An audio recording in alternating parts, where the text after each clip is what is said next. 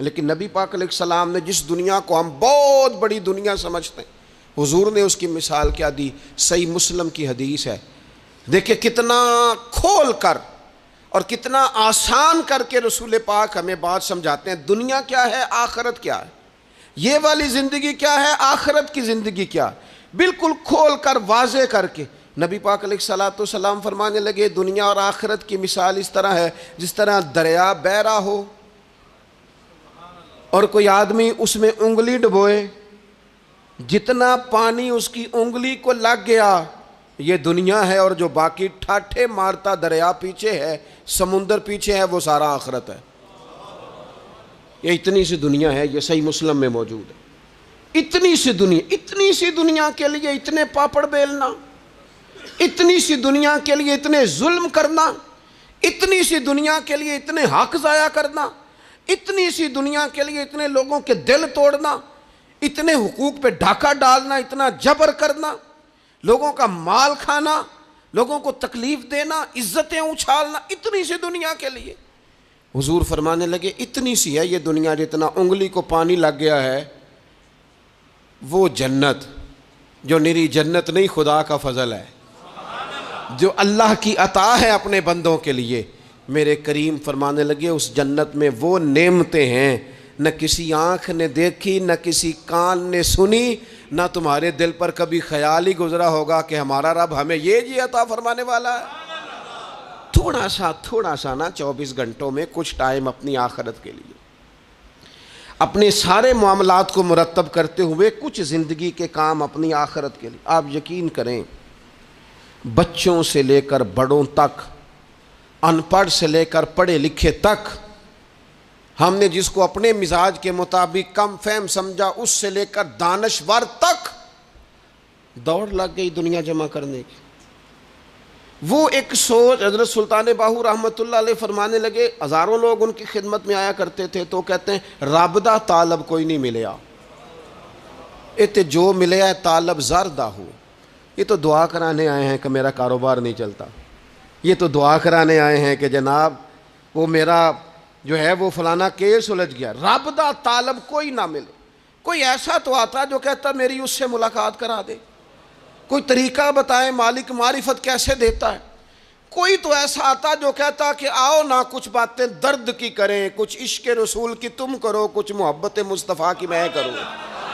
کچھ ایسے آتے جو کہتے آؤ نہ کوئی ذکر چھیڑے صدیق اکبر کا، کوئی بات کریں سیدنا فاروق اعظم کی، کچھ تذکرے ہو جائیں عثمان غنی کے، تھوڑی دیر ہو نہ جائے مولا علی کا تذکرہ۔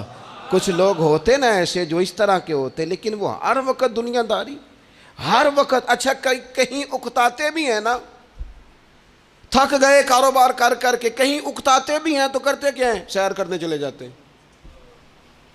میں جی بور ہو گیا ہوں کام کرتے کرتے، چلو میں اب ٹھنڈے علاقے میں چلتا ہوں۔ کبھی تو ایسا ہونا تو کہے میں نے بچوں کو بھی وقت دیا ہے، دوستوں کو بھی دیا ہے، یاروں کو بھی دیا ہے، صحت کو بھی دیا ہے، میں نے ٹائم اپنے شوق کو بھی دیا ہے، اب میں کسی کو ٹائم نہیں دوں گا، یہ چند گھنٹے میں صرف رب رسول کی بارگاہ میں حاضری دوں گا۔ تو ذرا جم کے قرآن پاک پڑھے، تو ذرا ذوق سے درود پاک پڑھے، تو ذرا شوق سے میرے محبوب کی نعت سنے، تو سارا زمانہ بھول جائے اور تو رج رج کے دعا مانگے اپنے رب کی بارگاہ میں، اپنی پریشانیاں عرض کرے، اپنے اندر کی کیفیت بیان کرے۔ دل جو سخت ہو گیا ہے، ذہن جو سخت ہو گیا ہے، جو طبیعت میں وہ نورانیت نہیں آ رہی، اس کی تو بات کرے، تو اپنے رب کی بارگاہ میں معافی کا سوال کرے، تو اس سے قیامت کے دن درگزر کرنے کے لیے عرض کرے، کچھ تو ایسا ٹائم نکلے۔ لیکن دوستو ہم تو بالکل الجھتے ہی جا رہے ہیں۔ وہ معاملات زندگی ہیں کہ ختم ہی نہیں ہو رہے، شوق ہیں کہ ختم ہی نہیں ہو رہے، باتیں ہیں کہ بڑھتی چلی جا رہی ہیں۔ دور گزر گیا جب لوگ کہتے تھے کہ کوئی درود پاک بتائیں جس سے سرکار راضی ہو۔ ایک کی مسئلہ ہے کام نہیں چلتا، ایک صاحب آئے کام نہیں چلتا، میں نے کہا سورہ واقعہ پڑھا کریں، کہتے ہیں حضرت میں بڑی دیر سے پڑھ رہا ہوں۔ میں نے کہا چلیں کوئی صدقات دے کے دیکھ لیں، کہنے لگے بڑی دیر سے دے رہا ہوں۔ میں نے انہیں ایک اور وظیفہ بتایا، کہنے لگے یہ بھی مجھے کسی نے بتایا تھا، بڑی دیر سے کر رہا ہوں۔ تو میں نے انہیں کہا پھر میری ایک ناقص رائے یہ ہے کہ سارا کچھ کرنے کے بعد اگر ابھی تک پھر بھی آپ سمجھ رہے ہیں نا آپ کی مرضی کے مطابق آپ پر دروازے نہیں کھول رہے، پھر آپ صبر کریں، جو میرا رب چاہتا ہے اس پہ راضی رہ کے دیکھیں ذرا، پھر ذرا راضی رہ کے دیکھیں، پھر دیکھیں کہ مالک کا فیصلہ کیا ہے۔ وہ آپ کے حق میں کوئی رحمت والا فیصلہ ہی فرمائے گا، پھر ذرا انتظار کر کے دیکھیں، پھر ذرا صبر کر کے دیکھیں۔ پھر وہ کہتا ہے وَبَشِّرِ الصَّابِرِينَ، محبوب یہ جنہوں نے صبر کیا ہے انہیں میری رحمت کی خوشخبری سنا دو۔ پھر وہ کہتا ہے باقیوں کے پاس مال ہوگا، دولت ہوگی، اقتدار ہوگا، بڑا کچھ ہوگا، ان اللہ مع الصابرین، صبر کرنے والوں کے ساتھ رب کریم ہوگا۔ پھر ذرا ٹھہر ہی جائیں، پھر تھوڑا حوصلہ ہی کر لیں، پھر اس کے فیصلے کا ذرا انتظار کر کے دیکھیں۔ ہم نہ من چاہیے زندگی کے پیچھے پریشان ہیں اپنی آخرت کے، اور آخرت کرتی کیا ہے؟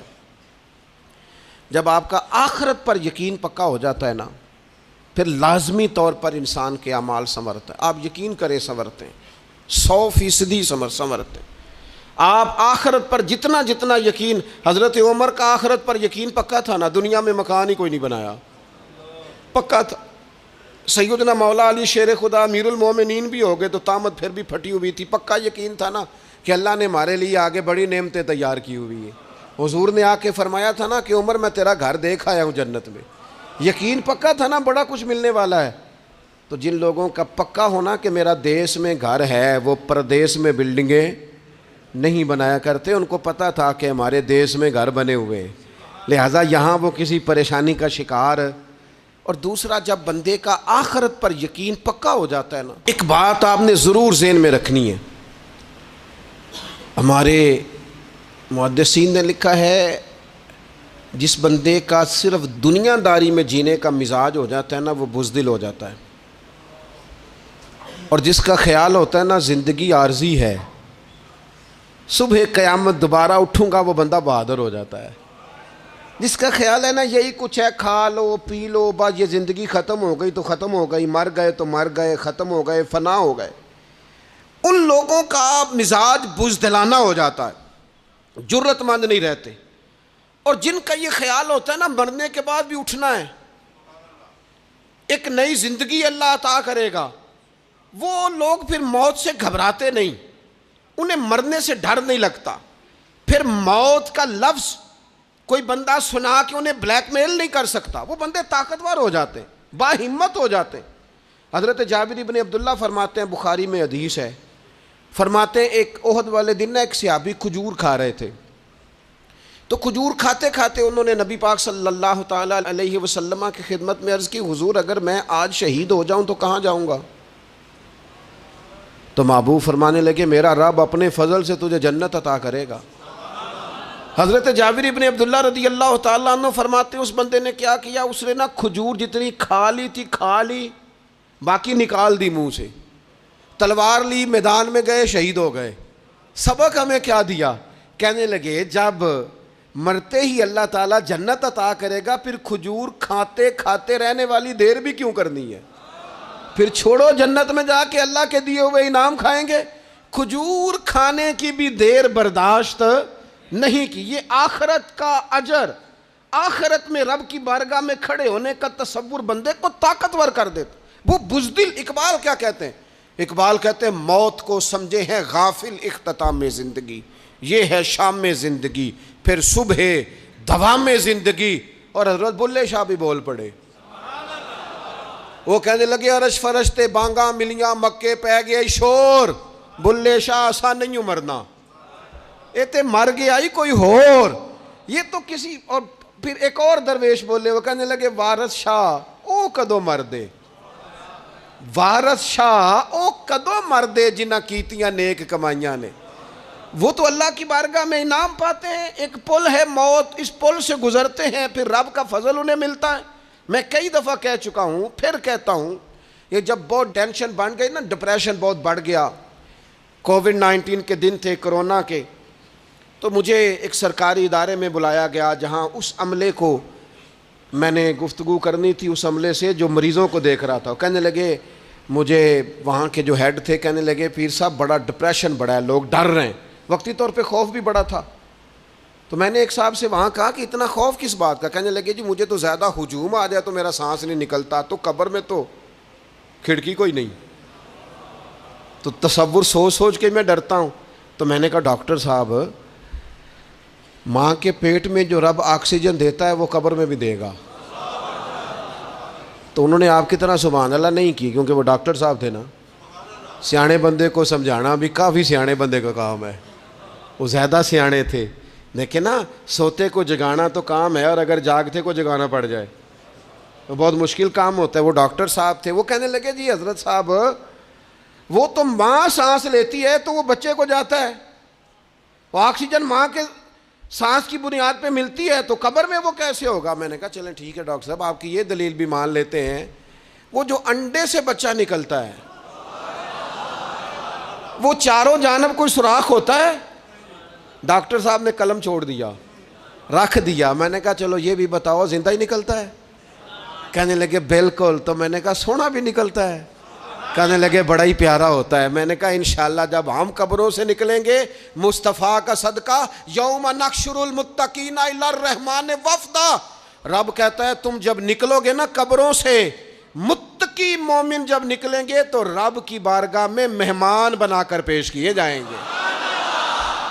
اے رب دے پرونے ہون گے قیامت میں, وہ مہمان بنا کر پیش کیے جائیں گے اللہ کی بارگاہ, مہمان بنا کر.